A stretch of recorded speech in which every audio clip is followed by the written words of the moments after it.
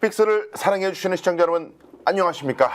자, 유력 대선 주자라고 자부하고 있는 홍준표 대구시장 지지율도 부진한데 검찰에서 자꾸 뭐 포렌식 같은 게 나옵니다. 결과가 나와서 이거 정말 몹시 괴로운 상황이 펼쳐지고 있습니다. 그런데 정치인은 의혹 때문에 망하는 게 아니라 의혹을 해명하다가 망한다고들 하죠. 홍준표 시장은 카멜레온인가 계속해서 바뀌고 있는 해명, 그 이야기 오늘 다뤄보도록 하고요. 대선 주자들의 움직임도 살펴보도록 하겠습니다. 함께할 패널 소개해드립니다. 오마이뉴스 조정훈 기자입니다. 안녕하세요. 안녕하십니까. 네, 뉴스맨 기자 이상원 기자입니다. 안녕하세요. 안녕하십니까. 자, 이상원 기자님, 일단은 성적표부터, 중간 성적표부터 우리가 짚고 넘어가야 될 것 같습니다. 최근 여론조사 나온 게 있죠. 대선 주자들 지지. 7일에 나온 게 하나 있습니다. 월요일에 어떤 흐름입니까? 여론조사 결과인데 예.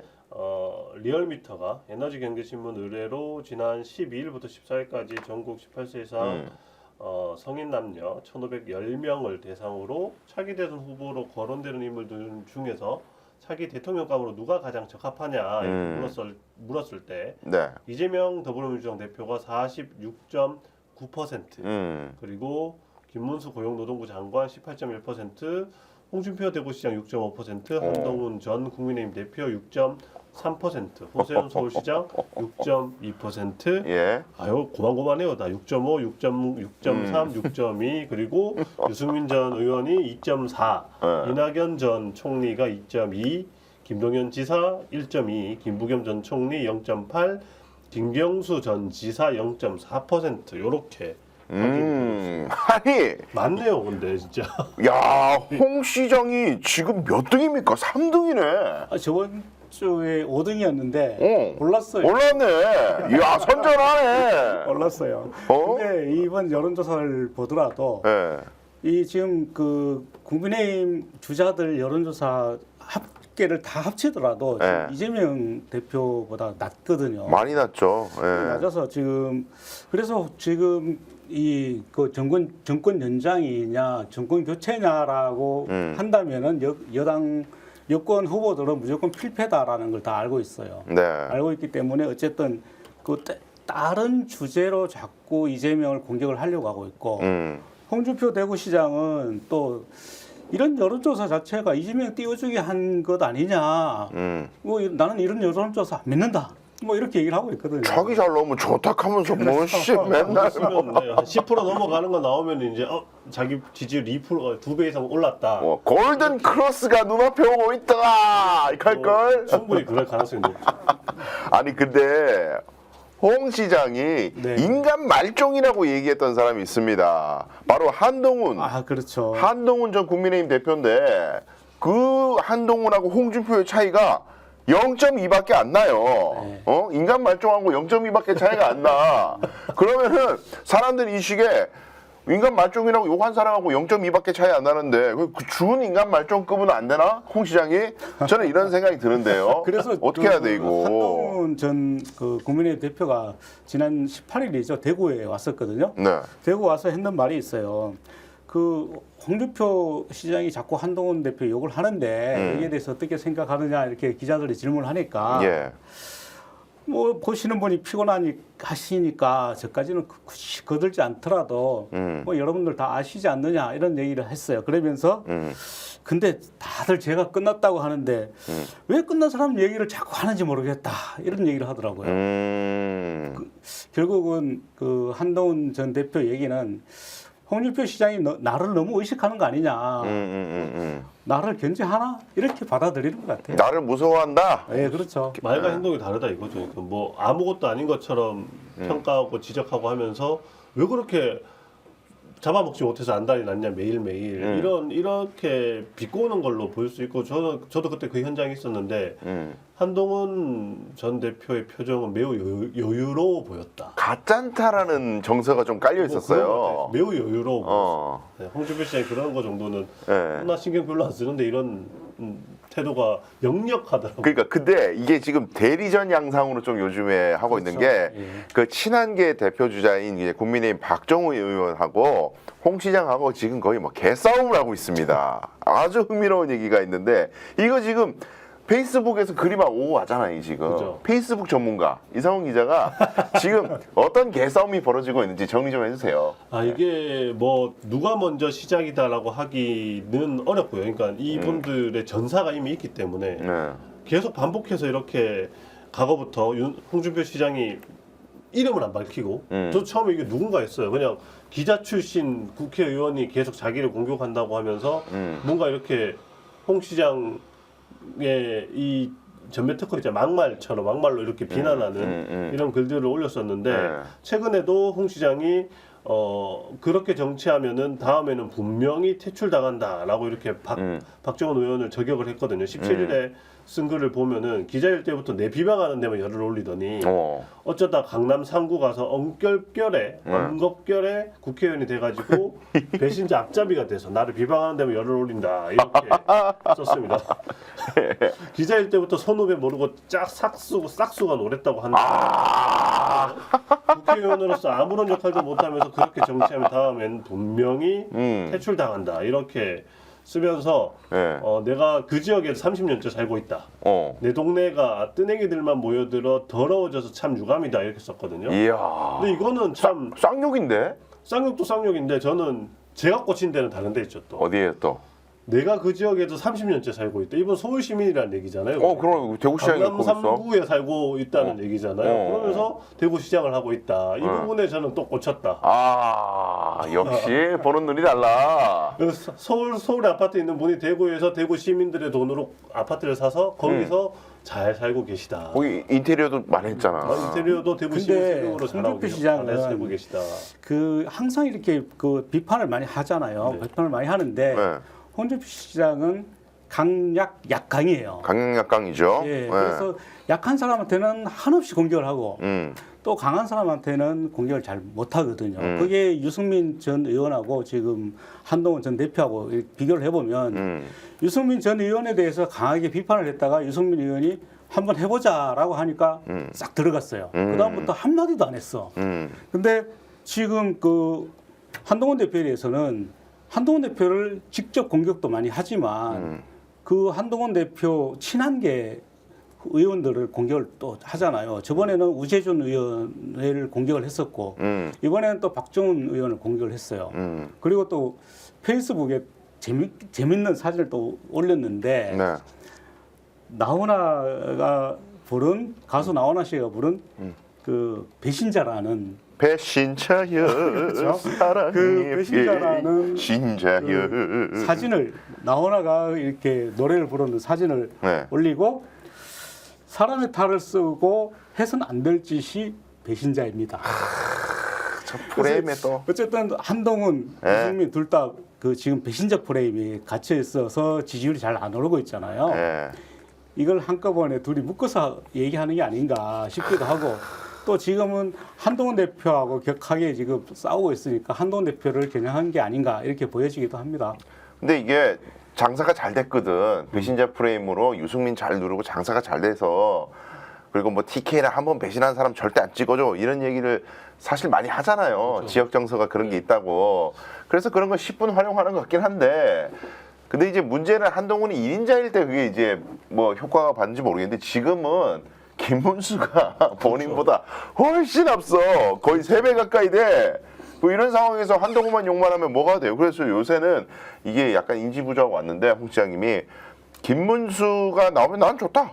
뭐 꼰대 이미지도 희석되고 이게 욕이야 칭찬이야 그게 도대체 하여간 그렇게 얘기하고 돌려 깠는데 뭐 네. 크게 의미 없는 얘기만 하고 여전히 김문수 장관과는 관계를 우호적으로 가져가고 있는 분위기고 일단은 그러다 보니까 홍 시장이 이렇게 들이받는 모습들 그리고 그냥 뭐라고 해야 될까요? 좀 후배 정치인들한테도 가차없이 막말하는 모습들이 반복되다 보니까 이제 후배들도 안 참아요. 그게 더 홍준표 시장에게는 향후 대선 레이스에도 좋지 않은 결과치로 나오지 않을까 이렇게 저는 예상을 합니다. 이게 지금 한두 명이 아니거든요. 이렇게 들이받는 사람들이 그러니까. 이제 박정훈 의원뿐만 아니라 많죠. 들이받고 있는 사람들이 적지 않으면 뭐 이분들 외에도 방송 나오고 있는 소위 이제 친한계에 있다라고 하는 김종혁 최고 이런 김종혁 사람들. 최고위원을 비롯해서 그 뭐 언더 뭐죠? 74? 74? 언더 74인가? 거기 그룹에 있는 분들도 원 외이긴 하지만은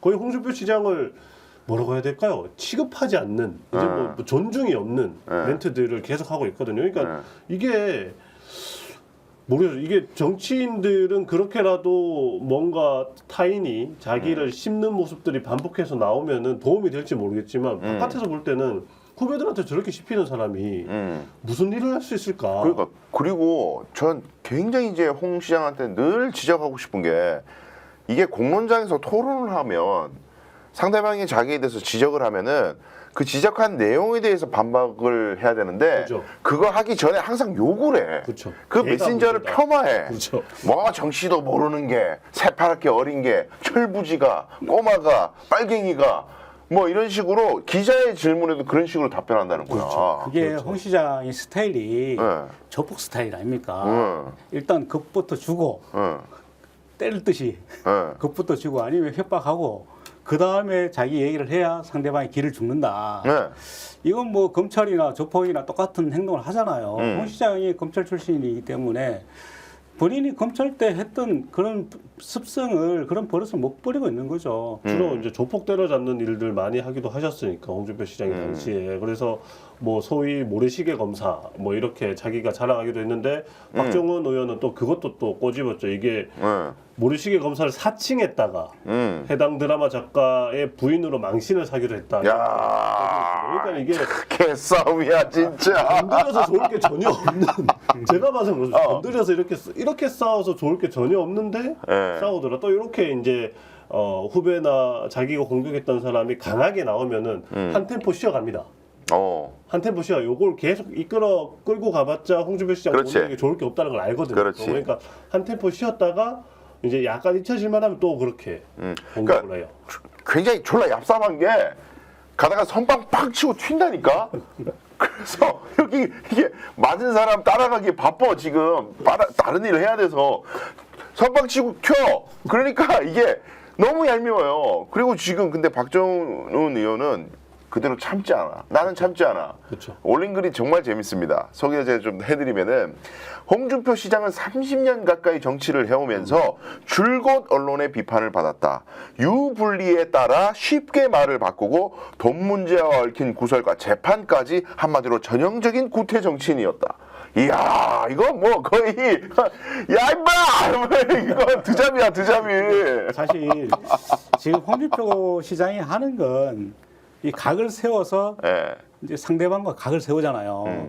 세워서 내 지지층을 확실하게 모으는 이제 집토끼 잡는 작전이라고 봐야 되죠. 어쨌든 지금 그 한동훈 전 대표를 직접 공격하기도 하고 또 사실은 박정훈 의원이라든지 우재준 의원하고 홍준표 시장하고 싸우는 건 격이 안 맞잖아요. 격이 안 맞는데 그럼에도 불구하고 싸운다는 것은 우선 개싸움을 하더라도 내 지지층은 확실하게 모으고 보자.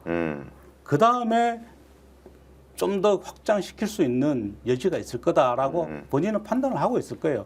지금 김문수 지금 노동부 장관에 대해서도 김문수 노동부 장관이 지지율이 상당히 높게 나오는 이유가 김문수 장관은 내가 대선 출마하겠다라고 한 번도 얘기한 적이 없어요. 대신에 윤석열 대통령을 지켜야 된다라고 계속 얘기를 하니까 이 극우 보수층 쪽에서는 김문수 장관이 의리가 있다. 의리가 있으니까 지지를 해주는 거고 홍준표 시장이 봤을 때는 그 의리는 윤석열 대통령이 탄핵이 되는 순간 와르르 무너질 것이다. 그러면 그 지지율은 내가 다 가져올 거다. 이렇게 보는 거거든요. 그래서 김문수 장관을 공격하기보다는 오히려 자기와 지지율이 비슷한 한동훈이나 유승민이나 이런 사람들을 공격하는 게 본인한테 훨씬 유리할 거다. 이렇게 판단하는 거죠.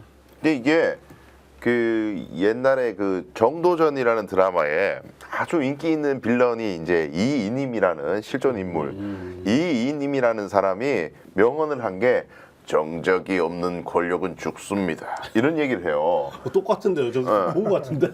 정적이 있어야 된다는 거야 정치인은.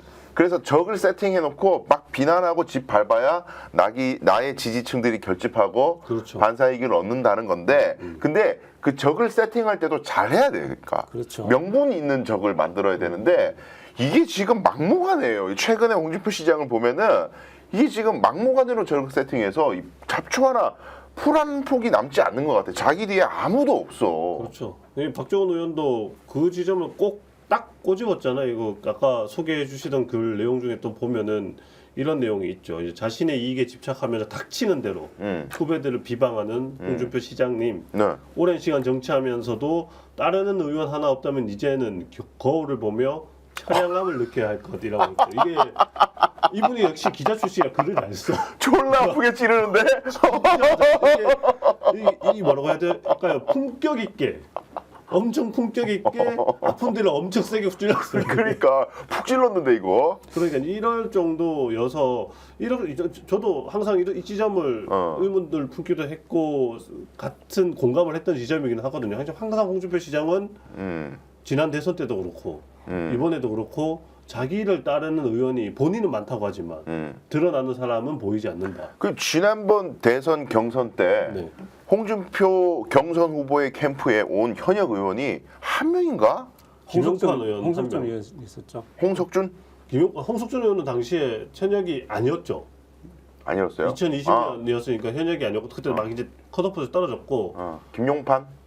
김용판 이거는 김용판 의원은 그때는 오지 김용판도 않았어요. 그거였네요. 그때는 안 왔었어요. 정확하게 그건 확인해봐야 될 것 같죠. 어쨌든 한 명이었던 걸로 알고 있습니다. 그 이제 홍 시장이 신천지 때문에 조직표에서 밀려가지고 그 당심에서 밀려서 후보에서 탈락했다라는 이야기가 이제 호사가들 입에서 많이 나왔었는데, 근데 뭐 신천지를 떠나서 요새 또 이제 MBC에서 열심히 그 김종배 시선 집중해서 이 문제를 파헤치던데, 근데 그런 걸 떠나서 당에서 인기가 없었던 건 맞는 것 같아.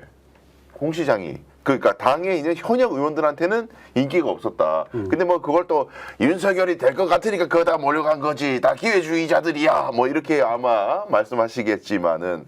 근데 그렇죠. 당내에서 신망은 제가 알기로 홍준표 시장의 그 인터퍼스널 스킬이라고 하죠. 사람과 사람 간에 교류하는 사람의 마음을 얻고 뭐 요런 능력이 굉장히 떨어진다고 저는 알고 있거든요. 직접 스킨십 해보시면 느낌이 있잖아요. 예전에 제가 그 에피소드가 하나 있는데요. 예.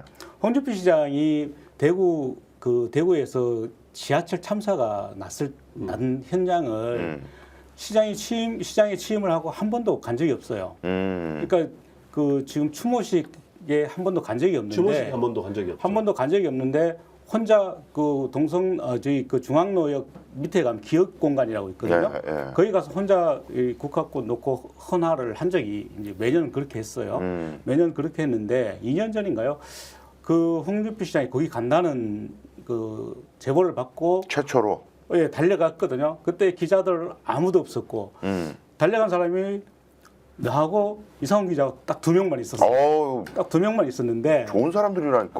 그래서 이제 사진도 찍고 직접 인터뷰도 했어요. 네. 인터뷰를 했는데 뭐 내가 질문을 할 때는 말을 그나마 좀 잘 해줬거든요. 네. 근데 이상원 기자가 질문을 하자마자 인상을 찡그리면서 차를 타고 바로 도망가 버렸어요. 진짜로? 네.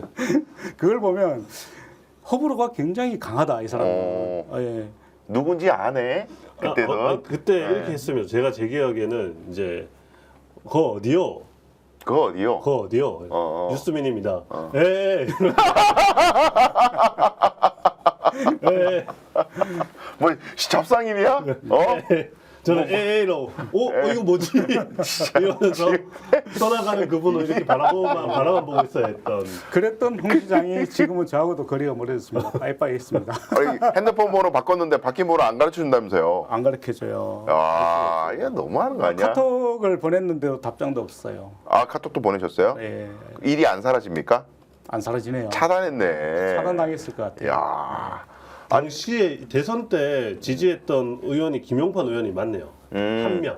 김용판 의원. 김용판 의원 한 명이었어요. 그런데 김용판 의원이랑도 나중에 대구시장이 되고 난 다음에 또 사이가 멀어졌잖아요. 그 시청 청사 신청사 문제 때문에. 옮기는 건 문제 때문에 그렇죠. 갖다 박았죠. 그렇죠. 둘도 또 단계 또. 이렇게 또 멀어지게 되고. 그러니까 이분이 누구든지 길게 인연을 가지고 가는 경우가 잘 없어요. 그러니까 왜냐하면 정치 신인도 아니고 예전에 당 대표도 했었고 대선 후보도 하면서 조직화도 해봤는데 대선 후보도 했잖아요 옛날에. 그렇죠. 근데 그때 경험과 트라우마가 있을 거 아니에요 그 당 내에서는. 그 결과물이 이제 자기를 따르는 사람이 거의 없다라는 건데 그냥 온라인 공간에서 커뮤니티 만들어가지고 인기 영합 쪽으로다가 떡밥 잘 던져서 사람들 감각적으로 끌어다니는 거 그거 하나로 지금 이제 정치적인 자양분을 삼고 있는 건데 사실 당내에서는 아무도 그렇게 와 홍 시장님 밑에 가가지고 제가 홍 시장을 대통령 만들어야겠다 누가 있어? 나는 아무도 안 보이거든요. 현역 중에는. 그렇죠. 현재까지는 확인되는 사람이 거의 없어요. 이 원래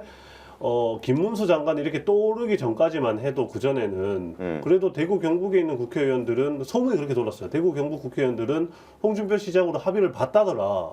그래요? 홍준표 시장을 대선 후보로 밀자고 합의를 봤다더라라는 소문이 돌기도 했거든요. 근데 김문수 장관이 훅 떠오르면서 그 이야기도 쏙 들어갔습니다. 네, 그런 상황이에요. 이게 이제 우리 일단 이상훈 기자는 이제 활동명을 좀 만드세요. 이제. 저요? 네, 활동명. 이름 말고 이애 기자. 네. 이애 기자님과 네. 우리 이애 기자님과 함께하고 있습니다. 자, 말이 자꾸 바뀐다는 그 박정훈 의원의 이야기를 들으니까 갑자기 또 한 가지 화두가 떠오릅니다. 홍준표 시장이 가장 요즘에 속으로 끙끙 앓고 있는 명태균 관련된 이 게이트 그렇죠. 의혹 여기에 대해서 말이 계속 바뀌고 있어요. 가장 최근에 나온 뉴스는 홍준표 시장이 카톡, 전화 한 적 없다. 까봐 한자 안 나올 거다 했는데 나와버렸어. 이것도 검찰발이에요. 여러분 포렌식해서 나온 거예요. 검찰이. 근데 이제 거기에 대해서 홍 시장님이 요거는 의례적인 인사인데 뭐가 잘못됐노? 이것도 이재명이는 감옥 가가 자살나야지. 이런 식으로 또 반박을 하고 있는데 중요한 건 그게 아니잖아요. 그렇죠. 말이 계속 바뀐다는 거 아닙니까? 그렇죠. 그렇죠. 처음에는 나는 그 명태균이 누군지도 모른다. 누군지 모른다 했죠. 예. 그 다음에 그 최영희 씨 나오니까 그건 내가 한 게 아니라 최영희 개인적으로 했는 거다라고 했고 그 다음에 뭐 내 문자라도 하나 나오나 봐라. 나오면 내가 정계 은퇴할게 했는데 아들이 나왔죠. 아들. 나왔어요. 아들 문자가 나왔죠. 아들 문제 나왔고 그다음에 이제 문자 나왔고 그러니까 이제 지금 와서는 내가 이제 명태균이 모른다고 했나? 명태균이 뭐 문자 보내면 의례적으로 그렇게 문자 보내면 답장하는 게 당연한 거지. 그런 답장이 뭐가 문제야? 이렇게 얘기를 하고 있잖아요. 그 본인이 거짓말했다는 거에 대해서 사람들이 분개하는 건데 지금 그렇죠. 그 쟁점을 비틀고 있다는 근데 생각이 듭니다. 홍준표 시장은 자기가 거짓말했다는 생각은 안 하고 내가 법적으로 뭐가 잘못됐는지 법적으로 잘못된 게 하나도 없는데 내가 이렇게 한 게 뭐가 문제야라고 그러니까. 얘기를 하고 있거든요. 그게 이제 검사 사고 방식이거든. 그렇죠. 그러니까 국민들이 생각할 때는 홍준표 시장을 봤을 때 항상 말이 바뀌고 거짓말을 자주 한다라고 인식을 한단 말이에요. 그렇죠. 근데 홍준표 시장은 그런 거짓말을 잘하는 사람으로 이재명 더불어민주당 대표를 꼽고 있잖아요. 근데 본인이 거짓말 더 많이 하는 것 같아요. 보면. 그러면서 뭐 계속 또 말을 바꿔갈 거예요. 언젠가는 또 다른 말을 하겠죠. 그래서 황급폰이 과연 얼마나 나와야 황급폰에서 얼마나 더 나와야 홍준표 시장이 깨갱할까 궁금합니다. 그러니까 예. 내용이 뭐더라? 이 포렌식에서 이번에 나온 그 의례적인 문자라는 게 뭐 잘 지내시죠? 뭐 이런 아이고 뭐 잘 지냅니다. 이런 정도의 수준의 그냥 인사덕담이라는 얘기 아니에요. 그렇죠. 근데 그 내용을 보면은 그렇지도 않습니다. 이게 내용을 보면은 공개된 게 2021년도, 2023년도 이렇게 내용들이 좀 공개가 됐는데 2021년도에는 명태균 씨가 생신 축하드립니다 이렇게 카톡을 보냈대요. 그러니까 홍 시장이 땡큐 하면서 답을 했다고 하는데 그 이후에는 2023년 7월 10일 날 명태균 씨가 무덥고 습한 날씨 건강 조심하세요라고 보내니까 홍준표 시장이 명사장 요즘 어떻게 지내나 이렇게 물었다고 해요. 그러니까 명태균 씨가 건강 잘 챙기세요라고 약간 저는 이 답에서 선문답인데. 모르니까요. 이게 중간에 뭔가 생략된 게 있는 게 아닐까 싶은 생각도 들기도 했는데 어쨌든 이런 문자를 주고받았다고 하고요. 그리고 나서 그 해 7월 달에 그렇게 이야기하고 8월 24일에도 사건이 하나 있었는데 이때 이 무렵이 명씨 8월 23일이 명씨의 생일이었대요.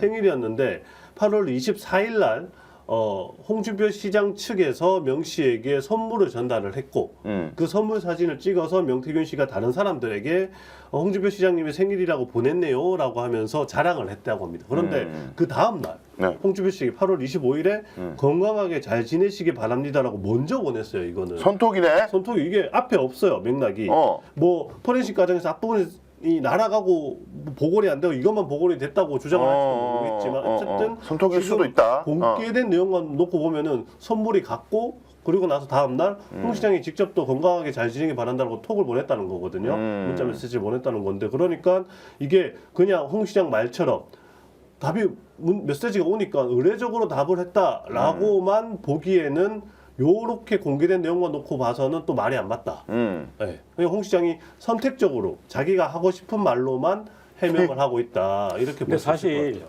내가 모르는 사람한테 예를 들어 우리 그 지금 사회 보시는 강 변호사님을 내가 전혀 몰라 모르는데 강 변호 요즘 어떻게 지내나 이러면은 누구세요? 그렇죠. 이거 충분히 서로 굉장히 잘 알고 친하니까 이렇게 얘기하는 거 아닙니까? 그렇죠. 그런데 의례적인 뭐 문자 메시지였고 나는 몰랐다라고 하는 게 연락처를 어떻게 알았냐고. 그것도 그렇고 이게 제가 홍 시장의 말이 문제가 많은 게 뭐 이 정도로 주고받았다면 사실 이분이 이런 논란이 불거졌을 때 표현을 좀 잘했었어야 돼요. 근데 명태균 게이트 논란이 딱 불거졌을 때 처음 내놓은 일성이 그거였거든요. 문제 인물로 보고 애초부터 접근을 차단했다 이렇게 얘기를 했단 말이에요. 그러면은 그렇지. 2023년까지는 문제 인물로 안 보다가 그 이후에 문제 인물로 보고 차단을 했다는 의미인지 옳지. 맞아. 이렇게 보일 수밖에 없는 말인 거예요. 그럼 언제 문제 인물로 인식했는지 계기를 설명해야 돼. 그 상황에 대한 설명이 있어요. 그런 거 없이 그냥 무작정 2024년 10월에는 이렇게 주장을 했다가 이제 지금 와서는 의례적인 연락을 주고받았을 뿐이다라고 말을 하면 이 말이 이 맥락들을 추적하고 있는 저희 입장에서는 이 양반 계속 말이 바뀌네라고 볼 수밖에 없잖아요. 당연하죠. 그런데 이분은 말이 바뀐다고 얘기를 하면 그게 뭐 법적으로 문제가 되나 이런 식으로 기자들한테 면박이나 주고 있으니까 그치, 본질을 또 돌리는 거야. 그건. 그러니까 기사가 좋게 나갈 수가 없겠죠. 아니 근데 이게요, 제가 윤석열과 홍준표의 공통점, 이게 검사 출신이 저는 정치인 진짜 안 돼야 된다고 생각하는 이유가 모든 거를 합법과 불법으로 나누고 불법만 아니면 다 해도 되는 거야. 이런 사고방식을 갖고 있어요. 정치라는 게 법만 지키면 다 잘하는 거래. 법은 최소한이자 최소한. 잘해야지 정치를.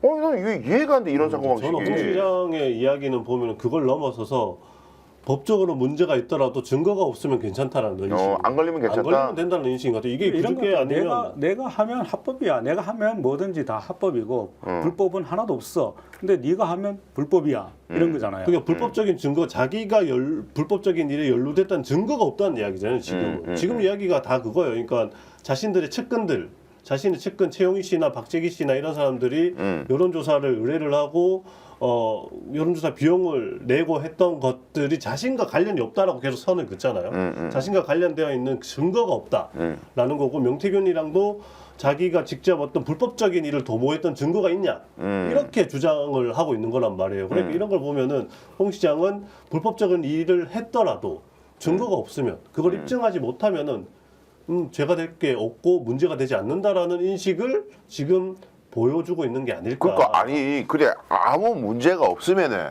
불법적인 일을 안 했으면은 왜 거짓말을 하냐고 제가 하고 싶은 얘기가. 정직하게 얘기도 아무 문제가 없는데.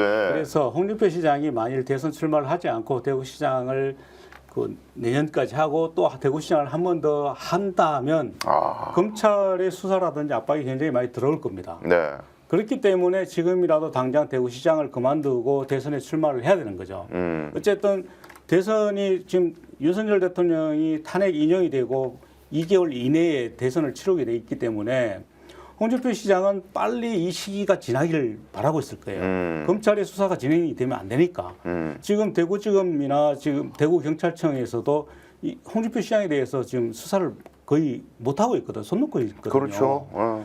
근데 이런 상황이 계속 진행이 되기를 바라는 거죠. 홍 시장 입장에서는. 그렇기 때문에 자기는 계속 변명을 하고 되도 않는 말을 하면서 지금 이 위기를 모면하려고 하고 있고 그래서 빨리 대선에 출마하기 위해서 빨리 내가 서울로 이사 가야 되는데라고 얘기를 하고 있는 거죠. 이게 제가 홍 시장 관찰하다 보면은 또 엄청 기분 나빠할 수도 있는데 파블로프의 개라고 있습니다. 파블로프의 개, 조건반사. 조건반사죠. 그냥 조건반사. 그러니까 홍 시장의 대응은 거의 이제 조건반사 수준으로 내재된 어떤 그 자동 프로세스가 있는 것 같아. 일단 강하게 지르는 거야. 의혹 제기하는 사람 쓰레기로 매도하고 강하게 반박하고 뭐가 문제냐고 더 막 승질내. 당당히. 근데 그러다가 한번 개망신 당한 게 그 골프 아 그렇죠. 수회 때 골프 치고 나서 막 기자들한테 면박 줬잖아. 막 그렇죠. 승질내고 혼냈잖아. 그 현장이 있었죠. 아니 그거 서울이었습니다. 그때 서울이었어요. 네, 그때가 서울이었어요. 무슨 봉고차에 타면서 봉고차지 네네네. 차에 타면서 막 서울 국회에 갔다가 한심하다는 듯이 기자들 보고 막 그렇죠. 봉고차 타고 앉아서 이렇게 삿대질을 하면서 삿대질하면서 이렇게 문제 제기를 하고 막 언성을 높였는데 결과적으로는 그 기자들이 써낸 기사들 때문에 징계까지 당했죠. 그러니까 왜냐하면 자기는 그것도 합법이라고 주장했거든. 그렇죠. 법 위반이 아니라고 그랬거든. 그랬죠. 네. 이게 뭐 어디 금지돼 있냐, 골프가 잘못된 거냐고 막 승질냈다고. 네. 근데 국민의힘에 윤리 규정이 있었다고 그게. 그래가지고 죄송하다고 사과했잖아. 근데 징계받고. 사과하고 징계받고. 그러니까 이게 파블로프 얘기. 근데 사실 그때 그 홍준표 시장이 대구에 있었다면 네. 만일 국회에 가지 않았고 대구에 있었다면 이만큼 그 파문이 퍼지지도 않았을 거고 징계도 안 받았을 거예요 아마. 그런 얘기들이 왜냐하면 있었습니다. 대구에 있는 기자들은 홍 시장한테 감히 그런 질문을 할 수 있는 기자들이 거의 없다고 봐요. 왜 그래요, 도대체? 먹고 살아야죠. 왜 그렇겠요? 아니 이분들은 하잖아요. 이 못된 분들은 잘 하잖아요. 우리는 만날 수가 없어가지고. 우리는 일단 홍 시장을 자주 볼 수가 없고 만날 수가 없어가지고. 그 다음에 우리는 홍 시장이 주는 떡고물이 없고 우리는 또 주지도 안 하기 때문에 왜 안 줘? 좀 줘요. 아, 나 정말 좀 줘. 이게 좀 줬으면 좋겠습니다. 어쨌든 우리가 막 비판을 하지만 예. 그 안에 있는 기자들은 그런 질문을 하나도 못 한단 말이에요. 근데 홍 시장이 그때 우연찮게 국회에 갈 일이 있었어. 갈 일이 있었고 그 기사가 서울에서 기자들도 봤기 때문에 그때 질문을 하는 모습을 보니까 그 젊은 기자들이었잖아요. 막 달려들더라. 젊은 기자들이 홍 시장이 뭐 무슨 얘기를 하든 말든 왜 가셨어요? 그때 관용차 타고 가셨나요? 이런 질문까지 했단 맞아. 관용차 타고 가냐고 물었어. 그러니까요. 어떻게 감히 그런 질문을 할 수 있어요? 그걸 보면 홍 시장이 참 운이 안 좋다.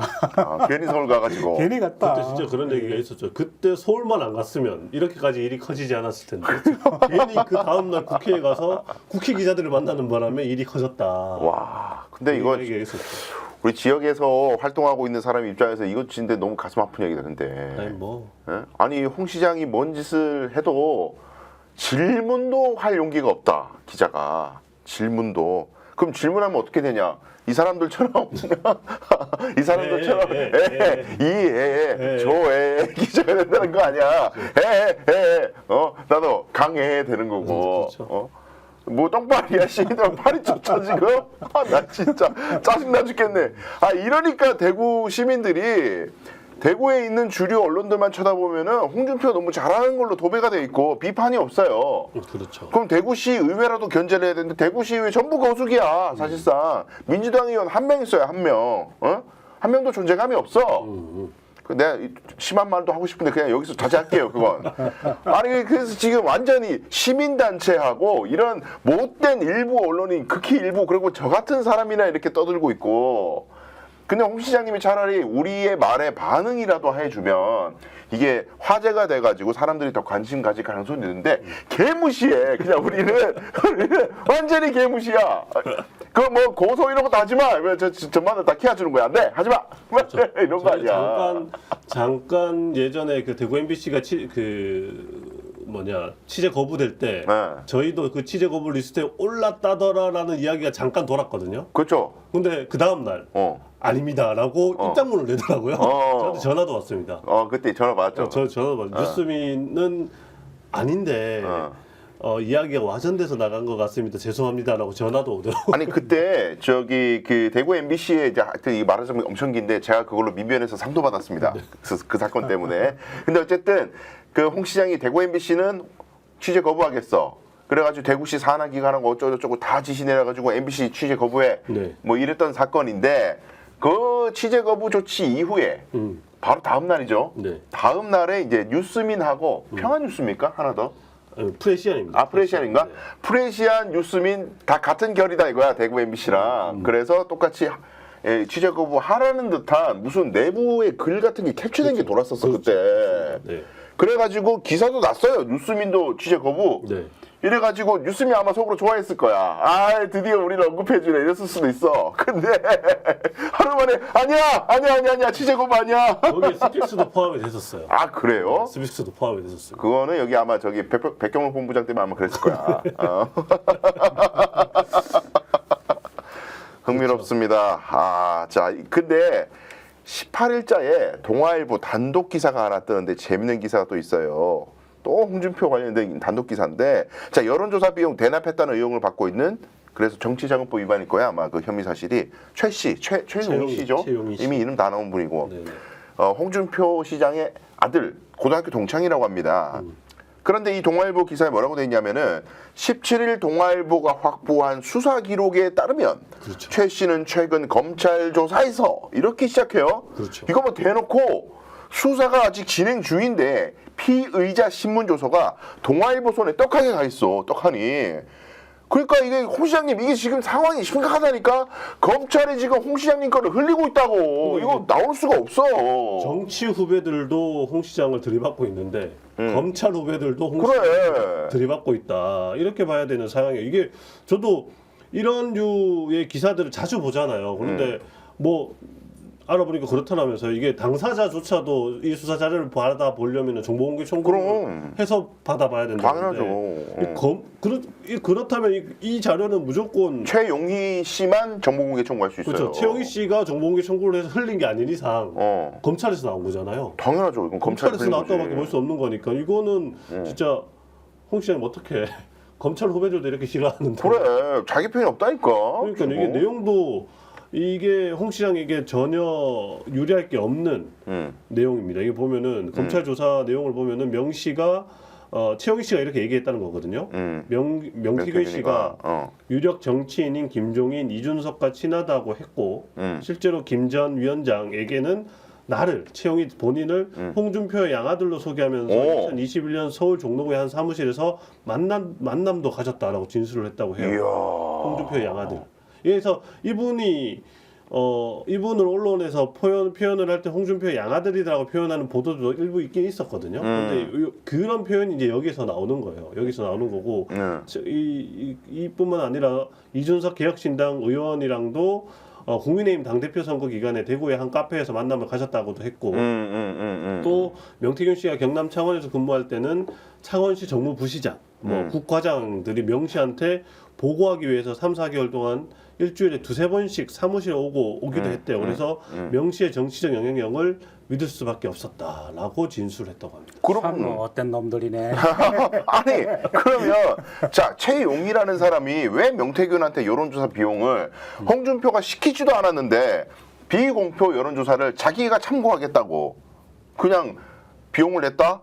이런 식으로 설명했잖아요. 근데 검찰이 지금 의심하고 있는 것은 명태균이 정치적 영향력이 있는 사람이기 때문에 그렇기 때문에 홍준표에게 뭔가 좀 좋은 일이 있게 하려고 명태균을 통해서 뭔가 만들어내려고 여론조사 비용을 대납한 게 아니냐라고 지금 검찰이 의심하고 있다는 겁니다. 맞습니다. 매우 합리적인 의심이다 이거. 최 씨 같은 경우에는 뭐 어쨌든 이걸 캠프 그러니까 홍준표 시장의 캠프로부터 의뢰받아서 한 적은 없다 한 건 아니다라고 진술하고 주장을 하고 있기는 있다고 하는데 네. 검찰은 관련이 있지 않겠냐라고 의심을 하고 있는 것 같아요. 최 씨가 하고 있는 증언들의 신빙성이 좀 없는 부분들이 있다. 왜냐하면은 명태균 씨의 황금폰을 포렌식해서 확인된 이제 명태균과 최용희 씨가 주고받은 메시지도 있을 거잖아요. 그렇죠. 그런 내용들을 볼 때 이 최 씨의 주장이 사실이 아닐 수도 있다라고 보는 지점도 있는 걸로 전해지고 있습니다.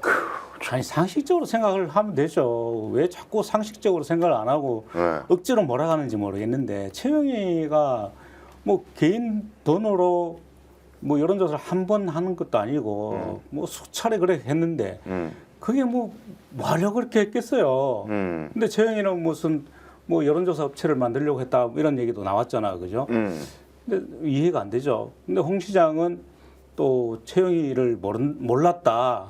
몰랐다. 뭐 김영선 전 의원 보좌관 하는 애였다. 네.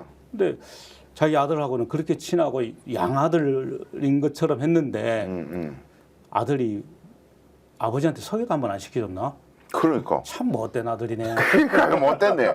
그런 거 있잖아. 그 국민의힘 당원 명부를 최용희가 네. 명태균한테 줬다. 이거 가지고도 네, 지금 대선 경선 때. 그 개인정보법 위반이니 이런 걸로 지금 고발이 이미 돼 있는 걸로 제가 알고 있는데. 네. 근데 그 부분에 대해서도 검찰에서 진술이 지금 나온 게 있는 것 같아요. 맞습니다. 보니까 검찰 조사 다니면서 내가 그 당시에 개인적으로 다니던 회사를 그만두고 홍준표 캠프에 가담할지 알아보기 위해서, 그러니까 가담도 아니야, 가담할지 알아보기 위해 가지고 여론조사 자료가 필요해서 제공했다. 그 명태균에게. 당원 명부는 그 홍서포터즈라고 이제 자원봉사자 단체가 있는데 그 단체 카카오톡방에서 다운받아 가지고 전달했다. 이건 근데 범죄 사실 자백이가 가까워요. 자기가 일하다가 받아가지고 개인 정보를 함부로 넘겼다. 근데 근데 그렇게 그런 명단을 뭐 단톡방에 그냥 올릴 수 있나요? 그것도 문제예요. 그러니까. 그것도 문제가 될 수 있는 거 아니에요. 그렇게 되면 이 그 단톡방 자체가 범죄를 함께 모의하거나 함께 한 게 되는 거잖아요. 그리고 자원봉사자들한테 왜 당원 명부를 그러니까요. 오픈해? 그 자원봉사자들 카톡방에다가 그 당원 명부를 오픈한 사람, 오픈해서 뭔가를 요구했거나 지시했을 수 있는 거잖아요. 이거 여기 명단에 있는 사람들이랑 인연이 있는 사람들은 연락을 해보라거나 뭐 이런 식의 어떤 요구가 있는 게 아닌 이상 그 명단을 돌릴 이유가 없는 거잖아요. 그러니까 그렇죠. 이런 상황들까지 혹시 이 최영희 씨의 이 증언이 또 다른 범죄의 어떤 실타래가 되는 게 아닌가 하는 의심도 듭니다. 근데 어쨌든 검찰은 이 말도 신빙이 없다라고 보는 것 같아요. 이 그렇죠. 말도. 네. 아니 지금 저기 한동훈 전 국민의힘 대표는 지금 가만히 그냥 무시하지 말고 이런 거 적극적으로 좀 이야기 좀 해봐요. 우리 국민의힘 내가 당대표를 했기 때문에 당원 명부는 함부로 어디에 유출될 수가 없는 구조고 자봉단 이런 데다 단톡방에 올리고 그렇게 할 수가 없다. 이런 거 팩트 체크 딱 해주면 얼마나 좋아. 지금 뭐 하는 거요? 제가 그 얘기 안 했습니까? 안 했는데요. 한 번도 들은 적이 없는데요. 아니 그리고 이제 검찰이 포렌식을 계속하고 있는데 그 폰에서 이제 최용희 씨가 이 당원 명부를 막 구하려고 막 노력했던 흔적들이 나오고 있다는 거예요. 그게 명태균 씨의 한금폰을 통해서 확인이 되고 있다는 것 같고 또 이 최 씨의 주장과 배치되는 보도도 이미 나왔어요. 이거 자기는 캠프에 가담할지 여부를 탐지하려고 그렇게 했다는 거잖아요. 근데 이미 캠프에서 활동을 했다. 그래서 뭐 경상남도 경남 쪽에서 뭐 상황실장 경남 상황실장을 맡아서 일을 했다라는 보도도 나오고 있는 상황이기 때문에 이분이 이 대선과 관련돼서 홍준표 시장과 직접 관련성과 관련되어서는 좀 어쨌든 선을 그으려고 말을 하는 것 같은데 진술을 하고 있는 것 같은데 그 진술을 뒷받침해줄 수 있는 증거보다 반박할 수 있는 증거들이 계속 확인되고 있는 상황이다. 그렇죠. 그 보니까 캠프라고 해버리면은 네. 내가 그 당시에 홍준표 캠프에 있었다 그러면 큰일이 되는 거야 이게. 그렇죠. 캠프 사람이 돈 냈으면 그럼 홍준표가 시킨 거나 다름이 없지 이렇게 몰아가게 되니까 나는 그 당시에 캠프에 들어가려고 알아보고 있었다 이렇게 이제 얘기를 한 것 같은데 근데 캠프에 있지도 않은 사람이 왜 이런 짓을 하냐고 자기 돈으로 여론조사를 자기 돈으로 하면서 그러면 그 말 곧디곧대로 믿으면 자기 돈으로 여론조사를 해가지고 캠프에 들어가고 싶었다는 거 아니야. 지금 회사를 그만뒀다는데 밥벌이가 없어. 그렇죠. 그러면 이 캠프에 들어가고 싶으면 내가 캠프에 있으면 이런 역할을 할 수 있습니다. 제가 이런 능력이 있어요를 어필해야 되고 그 어필할 때 여론조사를 활용하려고 했다라는 이야기로 해석이 된다고요. 그렇죠, 이게. 그렇죠. 응? 그럼 여론조사가 분명히 용도가 있다는 건데 그래서 이제 이렇게 되면 나 개인을 위해서 나를 위해서 나의 돈을 쓴 거예요라고 이제 만들려고 요 얘기를 하는 것 같아요. 근데 검찰은 매우 이 주장을 신빙성을 낮게 보고 있다. 네. 거짓으로 진술했을 가능성도 근데 사실 열어두고 있다. 최영희 씨가 명태균 씨한테 의뢰해서 여론조사를 했잖아요. 네. 근데 박재기 씨도 명태균 씨한테 의뢰를 해서 여론조사를 했다고요. 이 두 사람은 다 나는 내 개인적으로 했다. 홍준표 시장은 전혀 모르는 일이다 하는데 굳이 왜 명태균에게 이렇게 여론조사를 의뢰를 했고 그것도 최영이 혼자 했다라면 우리가 정말 그래 최영이 네 말 맞아. 그러니까 내가 정말 뭐 홍준표 시장하고 친해지려고 그 캠프에서 네가 무슨 역할을 해보려고 그랬을 수 있어. 할 수 이렇게 이제 인정할 수 있다. 진짜 우리가 마지막까지 그 양보를 해서 근데 박정희도 똑같이 여론조사를 했다라고 보면은 이걸 사실 캠프라고는 볼 수 없다 하더라도 캠프 외곽이라고 볼 수 있겠죠. 이걸 누가 개인적으로 했다라고 인정을 하겠습니까? 그러니까 이게 보고가 안 됐을까가 가장 핵심이죠. 아, 요 여론조사가 네, 결국 결과가. 보고가 됐느냐 여부. 그렇죠. 이 사람들이 캠프에 있었냐 없었느냐 여부보다 이 여론조사 결과를 홍준표 시장이 알았느냐 몰랐느냐, 이 여론조사가 진행되고 있다라는 걸 알았느냐 몰랐느냐가 아마 핵심이 되지 않을까 하는데, 어쨌든 최영희 씨는 그거는 인정을 했어요. 홍 시장 측에 전달은 했다. 그런데 홍 시장에게까지 전달됐는지는 자기는 모른다. 라고 증언을 한 걸로 알려지고 있거든요. 그러니까 어쨌든 캠프가 직접 관련성은 있는 것으로 보이고, 현재까지는 보이고, 이제 홍 시장과의 직접 관련성만 입증하면은 되는데, 제 생각에는 이미 증거가 나와 있지 않을까 하고 생각이 됩니다. 이미 포렌식을 얼마나 하고 있는데. 밑에서부터 쭉 올라오거든요. 검찰들이 이런 거 조사할 때 대장을 먼저 불러가지고 족치는 게 아니라 맨 밑에 있는 하부 조직부터 건드려. 그래서 진술 다 받아가지고, 그리고 하부 조직들도 막 진술이 엇갈리거든. 그렇죠. 어떤 사람은 막 아직까지도 충성심이 남아가지고 두둔하는 말하고, 어떤 사람은 또 안 좋게 나가거나 이런 억하심정이 있어가지고 또 있는 그대로 말하고, 이렇게 엇갈린다고. 그러면 이 진술이 엇갈리는 걸 막 매우 친단 말이죠. 매우 쳐가지고 검찰이 생각하는 어떤 결론으로 딱 마무리를 지은 다음에 마지막 정점에 활용 점정으로 홍 시장님 좀 나오세요. 그렇죠. 홍 시장 나오라고 하는 뉴스가 여러분 나오는 순간 우리가 어떻게 이해되냐? 검찰은 끝났다. 다 가지고 있다. 끝났다. 그 길로 지금 가고 있는 도중입니다. 도중이라서 홍준표 시장은 윤석열의 탄핵을 간절히 원하고 있다. 그래야 조기 대선으로 가고 내가 대선 주자가 되고, 이런 것들은 야 너희들 선거 개입하지 마. 어디 검찰이 지금 대선에 개입하고 있어. 그렇죠. 이런 프레임을 만들려고 한다는 거지. 그렇죠. 검찰이 지금 유력 대선 주자를 공격한다, 이렇게 바로 프레임 짜서 공격을 하겠죠. 그렇죠. 그리고 또 본인이 설령 대선에서 패하더라도, 그래서 만일 야당의 대선 주자가 대통령이 되더라도 그때 가서 이걸 계속 검찰이 수사를 한다면 그때는 또 정치 보복이다, 이런 프레임으로 또 갈 그렇죠. 수가 있거든요. 그래서 홍준표 시장은 어쨌든 무조건 대선 후보로 나가야 되고, 무조건 지금 국민의힘의 대선 주자가 돼야 되는데, 참 김문수가 길을 막고 있네. 그러니까 탄핵을 원할 것이다. 그렇죠. 그리고 안 되더라도 뭐 대통령이 조기 대선은 할 수밖에 없다는 얘기까지 합니다. 요즘 네, 홍 시장이. 그렇죠. 그렇게 얘기했죠. 탄핵이 기각되더라도 조기 대선을 할 거다. 왜냐하면 임기 단축 개헌을 약속했기 때문에, 이런 식으로까지 얘기를 합니다. 네네. 절박해. 무조건 조기 대선 해야 돼. 지금. 자, 그리고 지금 시간이 많이 지났는데 이철우 아저씨 얘기를 항상 우리가 마지막에 그래도 언급을 합니다. 우리가 잊지 대선 않고 주자인데요. 대선 주자. 네. 근데 앞에 우리 여론조사에 없었어. 없었는데 다른 곳에서 제가 막 알아보니까 네. 중앙지에서 한 거에서는 확인이 안 되는데 지역지에서 지역 대구신문에서 최근에 여론조사를 한번 돌렸는데 네. 여론조사 결과에 이철우 지사가 확인이 되더라고요. 네, 그게 있었습니다. 매우 궁금한데. 근데 일단 찾아보세요. 매우 낮았습니다. 이거 지금 그래도 홍 시장은 잡아야 되지. 그러니까 그렇죠. 칼을 뽑았는데 적어도 지금 이 TK에서 그렇습니다. 그것도 못하면서 앞으로 대선 주자라 얘기하면 안 되지. 홍준표는 잡아야지. 나왔어요. 여기 한국 지역인 네. 지역 언론인 클럽에서 전국 1,000명을 상대로 한 여론조사를 왔는데요. 보니까 여론조사 기관인 에브리 리서치에 의뢰를 해서 2월달에 한 조사예요. 2월에. 2월달에. 조금 머네. 2월 22일과 2월 23일. 이 외에는 제가 일단은 막 찾아봤는데 그래도 애국가 부른 다음이네.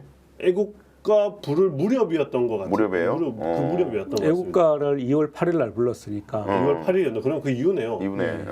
이후에 한 여론조사 결과인데 18세 이상 남녀 1,000명 상대로 해서 진행을 해서 국민의힘 차기 대선 후보 지지도를 묻는 질문에서 네. 이철우 경북도지사가 0.5%, 홍준표 시장은 몇 퍼센트? 홍준표 시장은 7.6%. 이거 안 된다. 몇 배야? 30배인가? 이러면 이거면 30배를 넘는 거 아닙니까? 이게 나 숫자 계산이 안 되네. 그렇죠. 30배까지는 안 되고 안 해구나? 17배. 미안합니다. 17배. 17배. 네. 17배도 심각해. 지금 이래갖고 안 돼. 아니 근데 그때 네. 당시는 이철우 지사가 애국가를 부르기 전에는 존재감이 없었잖아요. 네. 이철우가 누군지도 다른 지역, 특히 대구 경북을 벗어나면 이철우가 누군지도 모르는데 그렇죠. 2월 달에 지금 이철우 지사를 넣어서 여론조사를 했다는 것만으로도 상당히 상징성이 있고 그리고 이철우 지사가 어쨌든 0.5%가 나왔던 얼마가 나왔던 지지율이 나왔다는 거잖아요. 그럼 여기서 내가 이철우 지사라면 상당히 고무됐을 것 같아요. 그러니까 전혀 중앙 정치에서 존재감 없던 사람이 그러니까요. 저기 뭐 저 김경수 경남지사 뭐 김부겸 총리 이런 사람들하고 어깨를 나란히 하는 거예요 지금. 그러네 0.5%. 그래. 비슷해 그 사람들하고 지금. 그래가지고 최근에 이제 각하 부르기 운동 뭐 저기다 욕 먹고 이제 뭐 귀찮아서 지었다라고 해명을 했는데. 그 세를 못 참고 또 올렸는데 이번에는 그래픽 작업을 했습니다. 그래픽 작업을. 저 진짜 이거 궁금하더라고. 이거 사진 좀 가능하시면 띄워주세요 나중에. 도지 경북도 공무원이 만든 걸까? 그러니까 이거 도대체 누가 만든 걸까? 자기는 이거 못 만들거든. 그렇죠. 도지사가 만든 건 아닐 거거든요. 못 만들어 이건. 그러면 이건 도 공무원이 만들었다는 얘기일 텐데 도 공무원이 이런 걸 만들어도 되나 하는 생각이 그러니까. 일단 저는 들었습니다. 이승만 대통령, 박정희 대통령을 뒤에 배경으로 깔아놓고 자기랑 윤석열이 같이 걸어가는 장면을 딱 넣은 다음에 카카 보고 싶습니다 이렇게 카카. 근데 그 사진이 지금 그 사진이 이철우 지사 페이스북에 올라와 있잖아요. 근데 그 사진 전에 다른 사진이 있었어요. 뭐요? 박정희 대통령 동상 사진이 배경으로 있었는데 그 사진을 지우고 이승만과 박정희 얼굴 사진에 윤석열 대통령과 함께 서 있는 사진으로 바뀌었죠. 그래서 이철우 지사는 사실 뭐 경북도청에 박정희 대통령 동상을 10m짜리 세울 수 있도록 했고 또 그 칠곡의 저 다부동 전투 전적지에 이승만 대통령 동상 그리고 트루만 대통령 동상을 세우도록 했단 말이에요.